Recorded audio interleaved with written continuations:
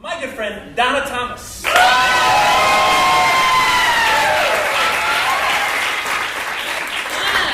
Hey. I am completely obsessed with watching the Discovery ID channel. And so when I moved to LA, I knew I had to move somewhere super, super safe. Because in every single episode of Perfect Murder Hometown, it's the single lady that gets it in the end. So when I moved to the Hollywood Hills, I know I pay a little bit more, but I have the strategy that celebrities and living around them is going to make me safe. Unless it's an episode of Guilty Rich. So last week, actually, I was driving home. I drove into my driveway, and there is a two-door white Scion with very tinted windows parked horizontally across my driveway. Not down at the bottom of my driveway, but almost to the top, touching the garage door. So a friend of mine, Ben, just moved in, and I texted him like, do you know whose car this is? And he said, no, it was there when I left at 6:30. I thought, what kind of jerk leaves a car parked horizontally across someone else's driveway? So about 9:30, the car was still there, and Ben got home, so I decided to call the Hollywood Police Precinct. And I called and I said, hey, I have a car parked horizontally across my driveway. Can you please come? And he said, no, can't, because it is a civil issue and it's private property. If you had told us that there was a man in the car, we would have come. That felt weird.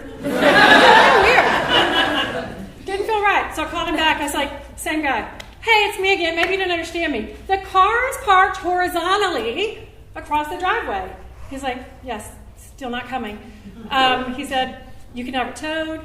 You can wait till the person moves, comes back. If there's a person in the car, let us know and we'll come. Or you can call the Department of Transportation because they come get cars off of the street. So I called the Department of Transportation. And a man answered the phone and I said, hi. I told him what was happening. He said, is it touching the street?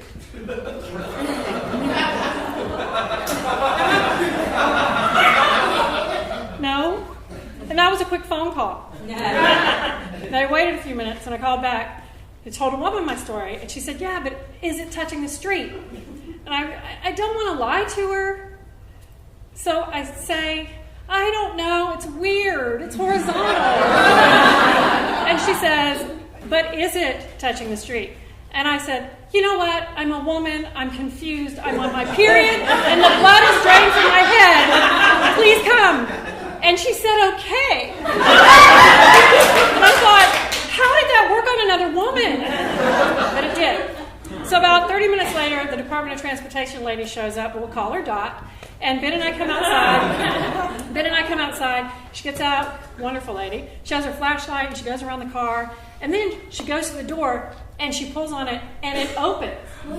The door's unlocked. And then she goes to look at the trunk and Ben and I are like, whoa. Like there's a body in the trunk. But she opens up, she goes to the car. There is an empty baby seat in the car and a woman's purse left behind on the front seat.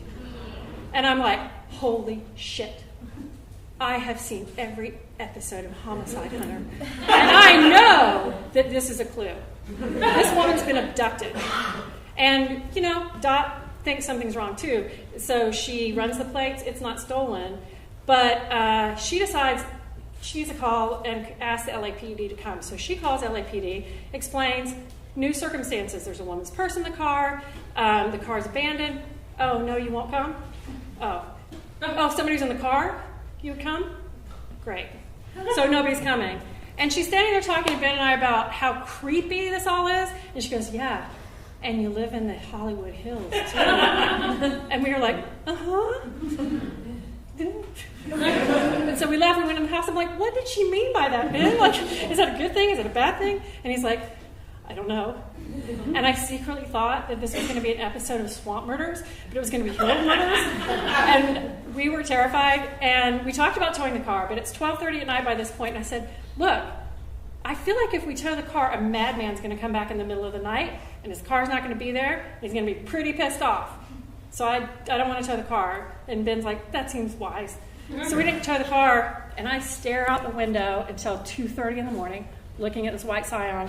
I finally go to bed, wake up the next morning, I run to that window like it's Christmas morning. And I'm like, the white scion's still there. I'm not excited, but I mean, it's there. You know, and I think I'm going to give this Hollywood police scene one last try. So I call and I explain my last 14-hour ordeal, but I have this new information that a lady's purse has been left behind, and it's suspicious.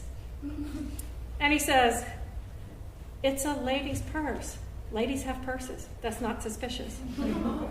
And now I'm just plain mad. I'm just pissed. I'm like, sir, clearly you have not seen every episode of Homicide Hunter because this is a suspicious activity. And then I remember, oh shit, the door's open. I said, the door's open. Is that suspicious? And he says, unlocked or open? Oh, unlocked. It's like, well, if it had been open, you could have come. And I guess he's just trying to appease me. So he says, can you just go out and see if the locks on any other side of the car are damaged in any way? I'm like, I'm on the case. So I'm in my pajamas, and I've got the phone, and I walk out, and the car's like almost at my door, right? And I look at the passenger side, and I say, oh, there's some dings on the side. He's like, lock. And I'm like, got it. So I walk over to the driver's side, and I lean down to get a good look at the lock, and there's a blue nylon sleeping bag that's in the front seat of the car that wasn't there the night before. And then the bag rolls over. And a face comes up through the tinted glass, and now I'm nose to nose with the man. And what I see are two eyes, no nose, no lip, and like a cartoon-drawn mouth. And the shot of adrenaline hit me, and my very confused mind said, why is there a manatee in this car? Very confusing. I screamed and I said, oh my God, there's a man in the car. And he said, ma'am, run into the house, shut the door, lock the doors. We're calling 911. And I'm literally like, yes, I want a 911 call. So he transferred me to 911, we get disconnected. So I am screaming bloody murder running through the house. It wakes Ben. He comes over and he comes out, his like screams wake him, terrify him. And I'm waiting for 911. 911 picks up, and she determines that it is not an emergency. And they transfer me to a non-emergent line where I then wait for 8 more minutes. I think I've got the code cracked, and this lady picks up. I know how to get somebody here. So as soon as she picked up, going, yes, an intruder's in my house. Please come quickly. And she said, where in your house?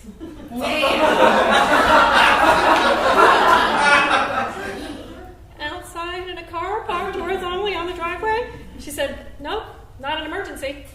We'll send somebody, don't know how long it's going to take. And it was crazy, don't know how long it's going to take. So this is worse than any episode of Homicide Hunter at this point. And she says she doesn't know how long it's going to take. We do 2 more 911 calls in an hour and 4 minutes, and the police arrive. So we're watching through the window. They get out of the car, they unclick their gun holsters, and they walk around the car, and then they unholster their guns. And then they're talking out by the window, and we see them both draw their guns at the window. And we're frozen in fear. And this man gets out, they put their guns away, they handcuff him, and they walk him to the car. This legitimately I was more scared during this time than watching any episode of Evil Neighbors. And they wrapped things up, and they came to talk to Ben and I in the end, and they let us know what had happened was they asked him to roll down his window, and he said no. And then they asked him to open the door, and he said no. He had told them that we were all friends, and that I'd given him permission to sleep in my front yard, and which wasn't true, of course. We found out that the car was not missing, but he was a missing person. He had been reported missing. He was mentally ill and perceived to be dangerous to himself or others, so it was a very good thing we did not engage him. It was his sister's car. And what I learned from this 17-hour ordeal was that living next to celebrities does not make me safe. Calling 911, they will not come unless you have the right answer. And no matter how many marathons I watch of swamp murders, homicide hunters, and evil neighbors, I would never have been prepared for a white scion parked horizontally in my driveway, driven by a manatee.